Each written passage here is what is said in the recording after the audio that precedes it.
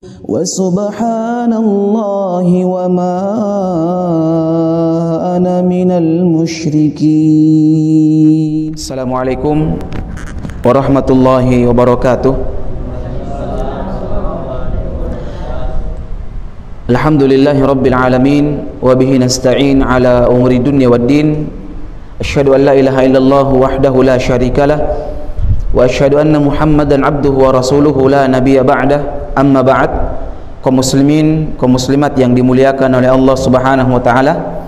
Alhamdulillah Allah Subhanahu wa taala mempertemukan kita di tempat yang mulia ini, memanfaatkan waktu yang berkah ini untuk membahas satu pembahasan yang sangat penting di dalam Islam, dalam kehidupan kita, yakni wudhu dan sholat.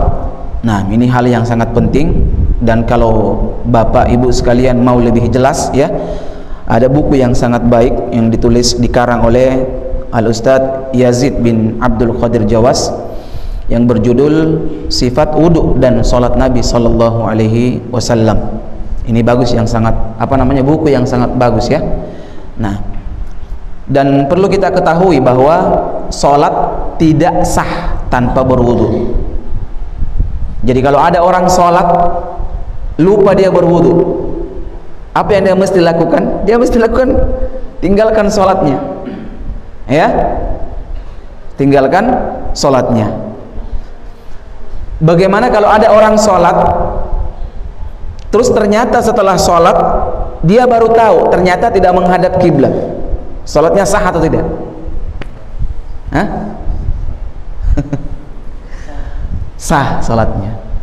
Nah, tapi kalau wudhu nggak bisa, Pak. Ada orang sholat, assalamualaikum warahmatullah, assalamualaikum warahmatullah, keluar dari masjid, dia baru tahu astagfirullahaladzim, junub Kak Pade, ya. Orang junub nggak harus mandi dulu, Pak. Tidak boleh berwudhu saja, ya. Tidak boleh berwudhu saja. Harus dia mandi, baru junubnya bisa hilang. Nah, dan sebagaimana yang telah kita katakan bahwa tidak sah sholat tanpa wudhu. Ini berdasarkan perkataan Nabi Sallallahu Alaihi Wasallam. Nabi katakan, la tuqbal sholah bi ghairi tuhurin. Tidak ada sholat kecuali dengan tuhur, tahara, bersuci. Nah, dan langsung di sini dijadikan syarat sah. Imam An-Nawawi rahimahullahu taala mengatakan bahwa dalil ini menjadi hujjah, alasan bahwa wudhu itu merupakan syarat sah sholat. Jadi dalam sholat itu ada namanya syarat, ada yang namanya rukun. Bisa bedakan ya rukun dengan syarat? Ada yang bisa bedakan? Kalau baca Al-Fatihah itu rukun sholat, kalau wudhu itu syarat. Simpelnya, Pak, kalau kita mau paham, syarat itu berada di luar sholat, berada di luar sholat. Sebelum kita sholat, kayak tutup aurat, menghadap kiblat, ya,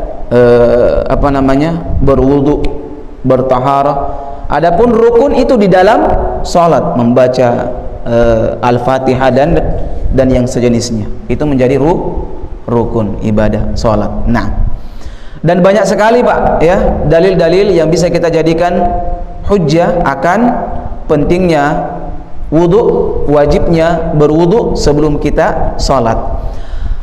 Dan tata cara wudhu itu dirangkum dalam sebuah riwayat. Ini Utsman bin Affan langsung mempraktekkan. Jadi sahabat yang mulia Utsman ibnu Affan yang terkenal dengan sebutan Dzunnurain, pemilik dua cahaya. Kenapa kira-kira?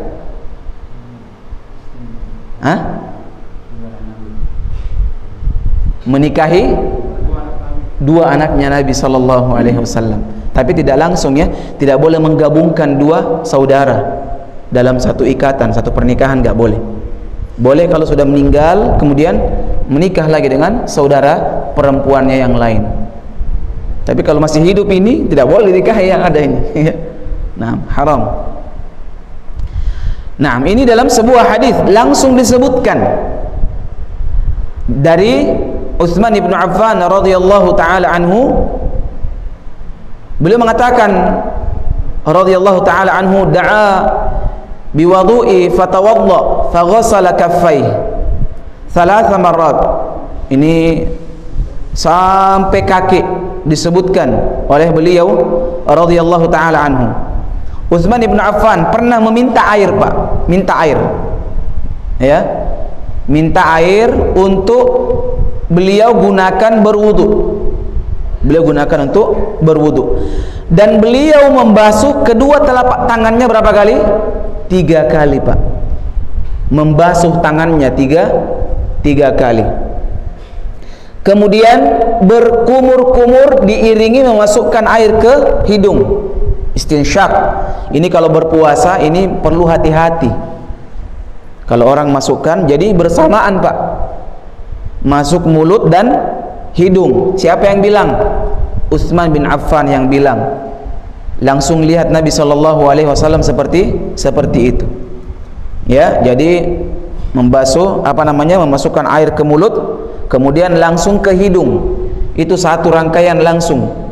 Ya, Utsman bin Affan langsung praktekkan seperti itu. Enggak, mulut dulu baru hidung. Langsung dua-duanya, satu cidukan langsung mulut dan hidung.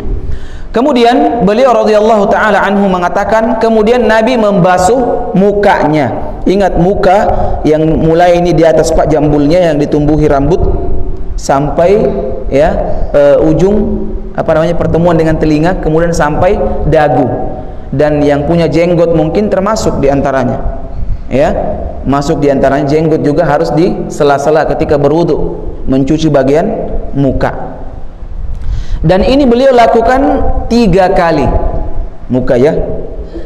Jadi nggak boleh separuh saja di Jadi ingat jangan begini-begini saja wudunya. Itu dibasuh mukanya. Pokoknya perhatikan. Karena Nabi katakan tidak sah. Jangan sampai gara-gara wudu kita yang sembrono, yang tidak sempurna, sholatnya tidak diterima.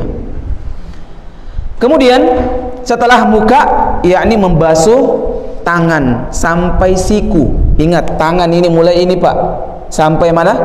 Sampai siku.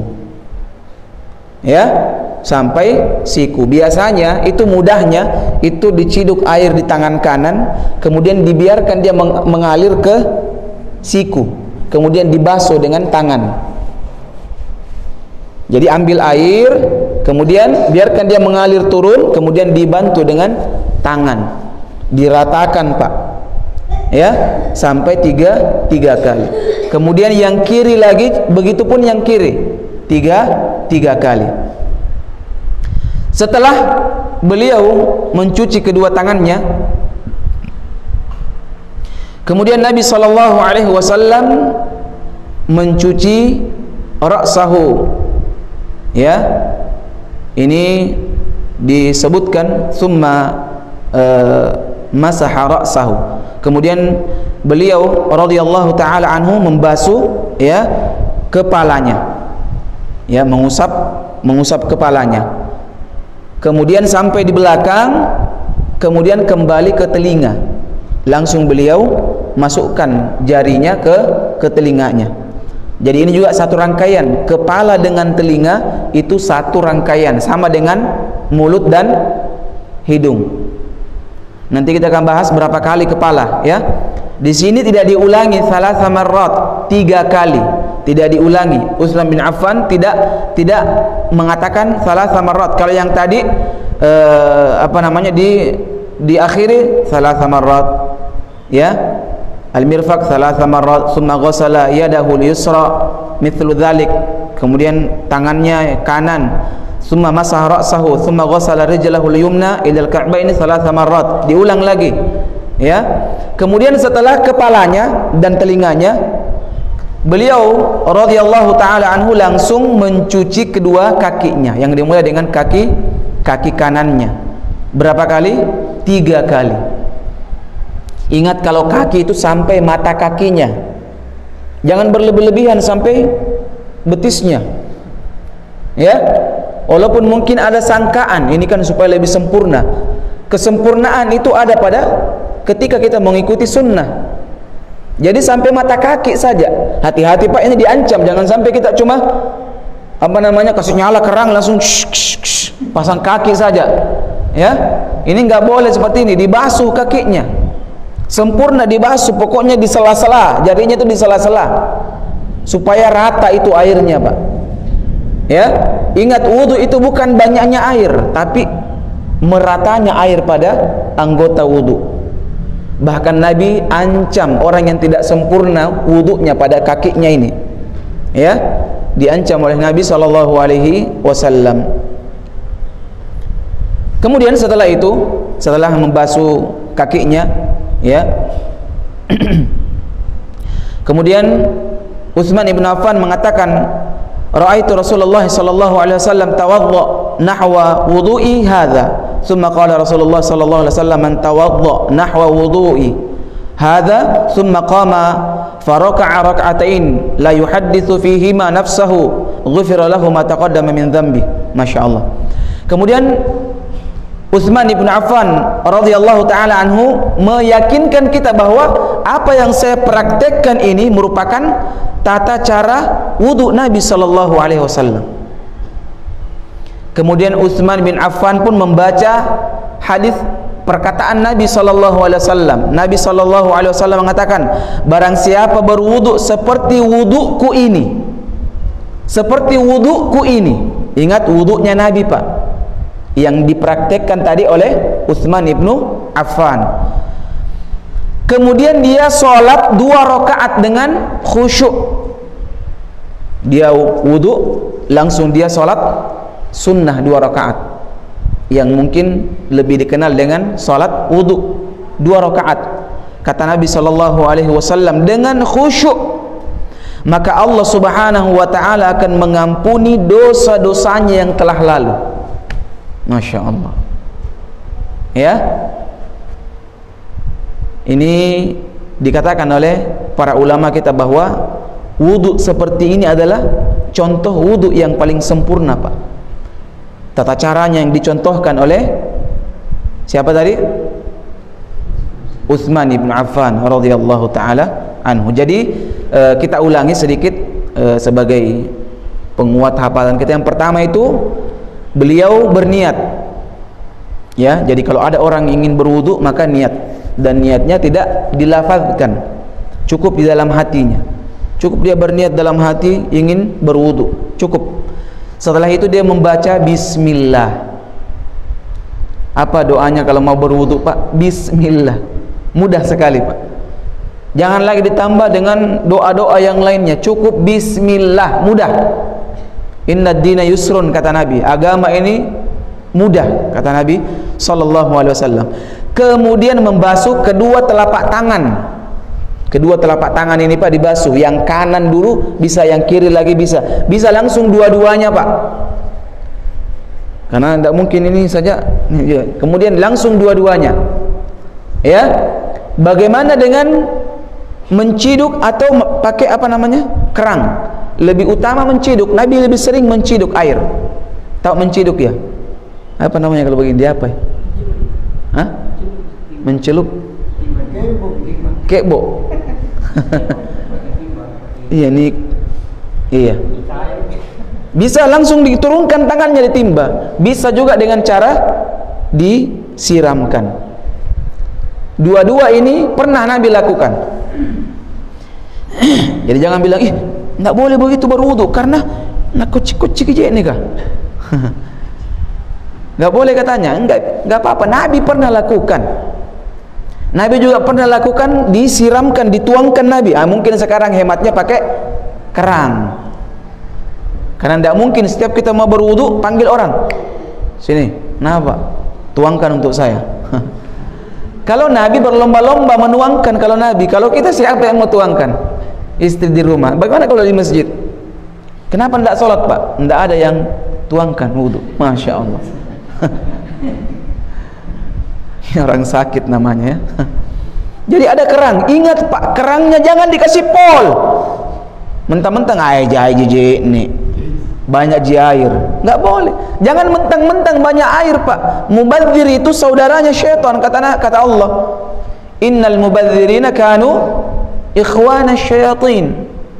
Orang mubadzir itu saudaranya syaitan. Jadi Islam ini Pak tidak melihat banyak sedikitnya, tidak. Islam ini telah mengatur volumenya, telah mengatur tata caranya. Ya, di antara bentuk kesempurnaan Islam, jangankan tata cara wudhu Pak, menjalankan air saja diatur dalam Islam. Harus pelan-pelan. Di Madinah, ya, itu ada air dipencet baru keluar. Jadi setiap pencet keluar. Jadi Masya Allah, betul-betul tidak boros orang, hemat. Kayak orang meludah, airnya keluar. Ih, sekedek nah. Udah Pak. Bahkan 1 gelas air mineral itu boleh, cukup untuk berwudu Pak. Kita sering mau mubadzir karena banyak air Ustaz. Bukan banyaknya dilihat Pak, kesempurnaannya. Dan ingat, dalam wudu itu mesti hemat. Kemudian berikutnya, yakni Nabi SAW mengambil air dengan tangan kanan Pak, lalu memasukkan ke dalam mulut. Ini madmadah namanya. Kalau di hidung namanya istinsyaq. Itu sekaligus. Ya, kemudian Nabi mengeluarkan, entah mau hidung dulu keluar atau mulut keluar. Yang tidak boleh kalau tidak ada keluar Pak, masuk tidak ada keluar. Ya, telan. Nah, ini dilakukan berapa kali? 3 kali juga. Jadi tangan 3 kali, hidung dan mulut 3 kali.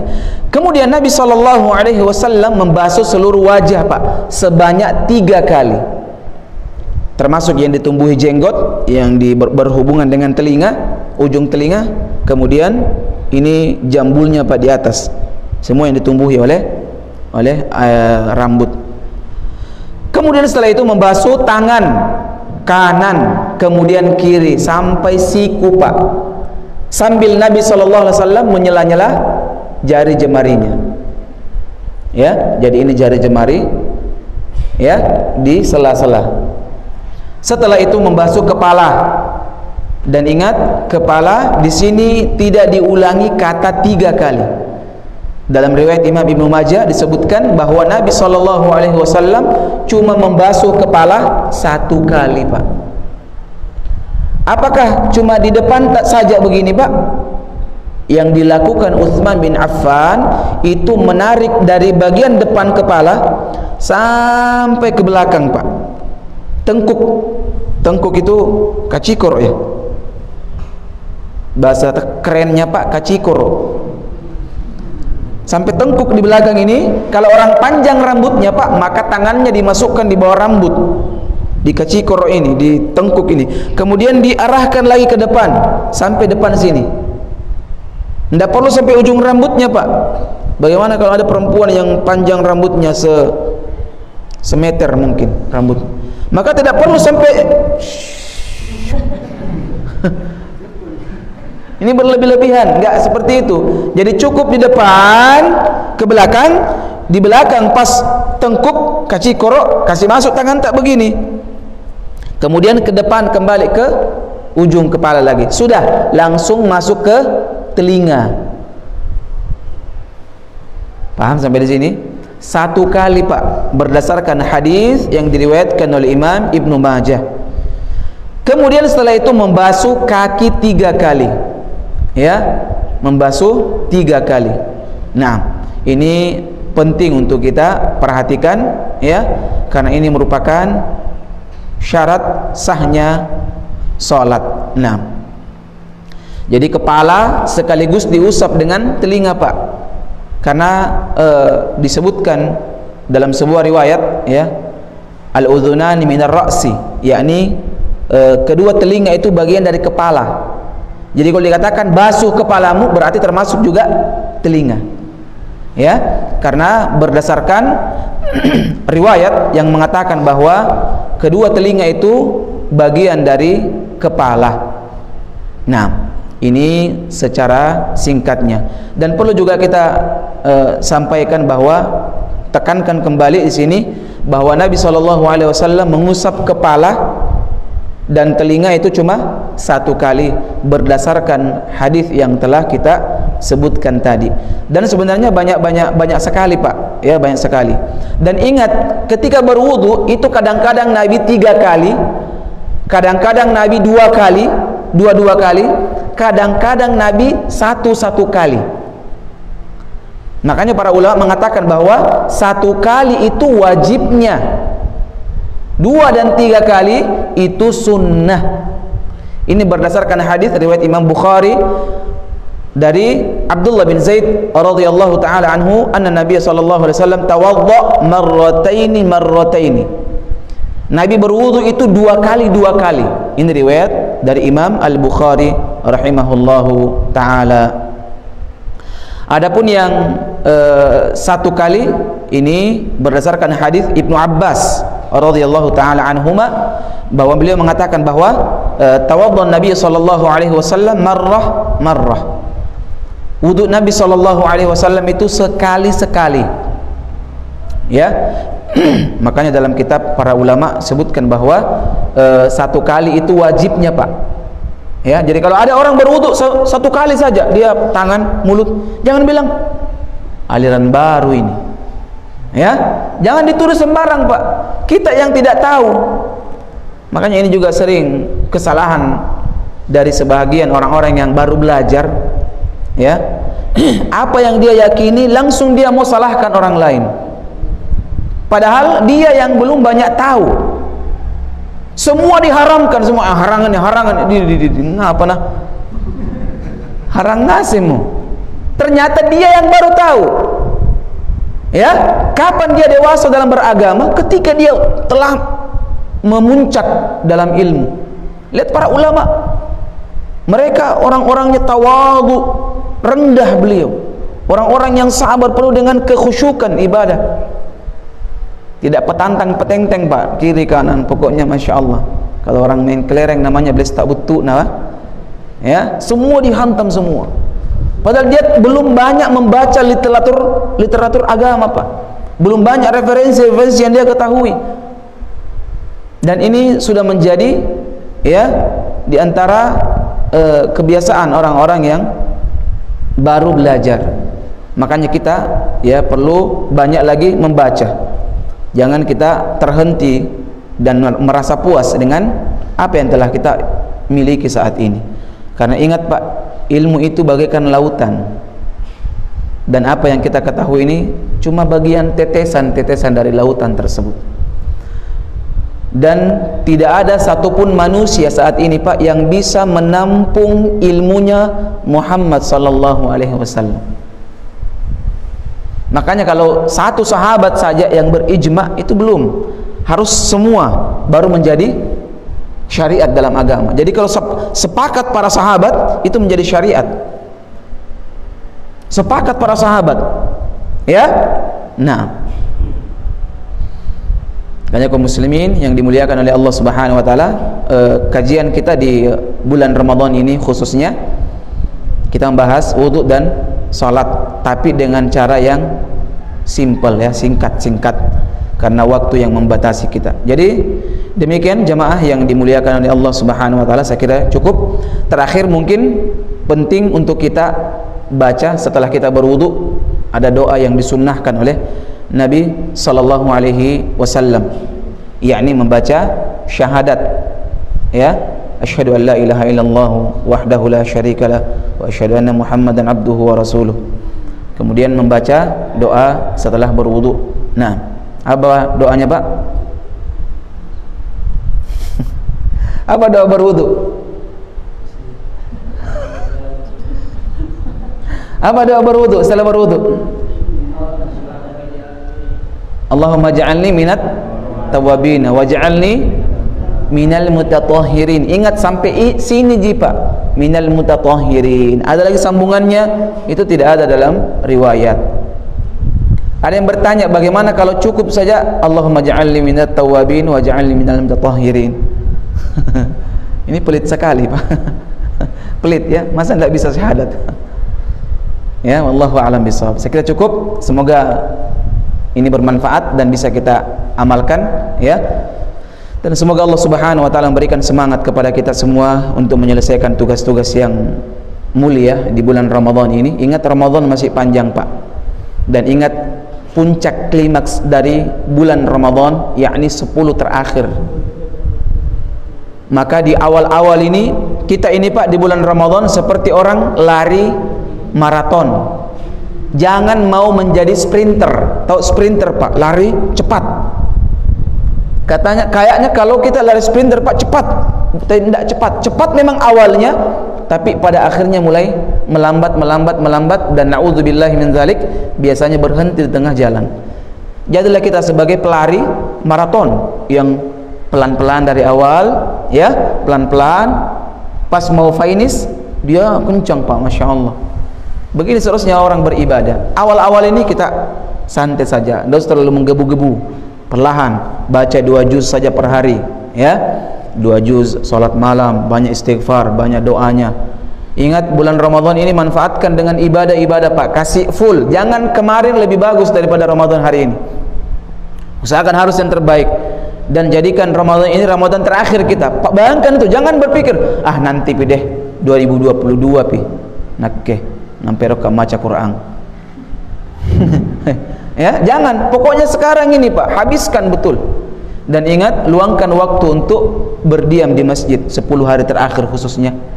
Kita yang tidak punya pekerjaan mungkin, atau mungkin pekerjaan yang bisa ditunda, maka liburkan dulu 1 hari atau 2 hari, 2 malam, ya. Kita nginep, masuk di masjid mungkin sendiri, mungkin kita luangkan, masuk maghrib, keluar subuh. Malamnya itu ingat, bukan untuk pergi tidur di masjid.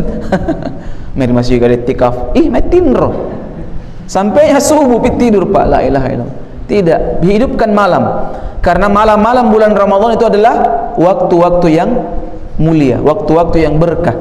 Nah, jangan nanti tidur, insyaallah. Sering saya katakan, ada waktunya kita bisa tidur panjang, Pak.